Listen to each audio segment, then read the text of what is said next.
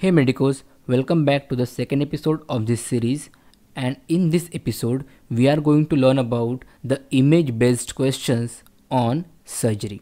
So, here we have our first question, and the question is this is the CT scan image, okay? So, this given CT scan is suggestive of. So, this is our question, and the answer is did you heard the term amoebic liver abscess? Look over here in CT scan, here we have the radiological finding. Let's find out why there is particular radiological finding. So what is amoebic liver abscess? Do you know which agent is responsible for the formation of amoebic liver abscess? It is Entamoeba histolytica. When you aspirate the liver abscess, it just look like the anchovy sauce. So here we have the bottle of anchovy sauce. You can look the colors of both the aspiration from the liver and the sauce in this bottle. It's nearly equal, okay? That's why it is called the anchovy sauce appearance. And why it is appear like anchovy sauce? Yes, what happened is the trophozoites of Entamoeba histolytica causes histolysis of hepatocyte, and due to the histolysis of hepatocyte and the necros WBC, this collection formed the reddish brown fluid. So this CT scan is suggestive of amoebic liver abscess, but the diagnosis is confirmed by the amoebic serology.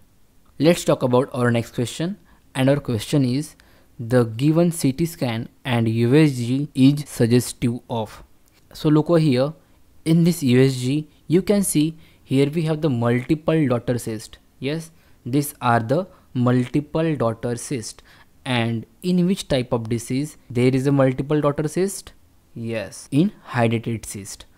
So you must know that hydatid cyst is caused due to the infection of Echinococcus granulosus. And in CT scan you can see that here we have the multiple cyst inside the liver, and there is also ring like calcification. Okay, so this CT scan and this USG is suggestive of hydatid cyst. In hydatid cyst you can also see the honeycombing in the liver, and the examiner also asks you that which classification is used in hydatid cyst. So you must know that Garbi ultrasound classification. Okay, so don't forget about it, Garbi ultrasound classification. So why are you want to know all about this? Yes, there is only one reason at this moment, and that is I want a PG seat, I want a good rank, I have to deal with the MCQs. So what is our next MCQ? Yes, the next MCQ is the image is showing dropping lily sign.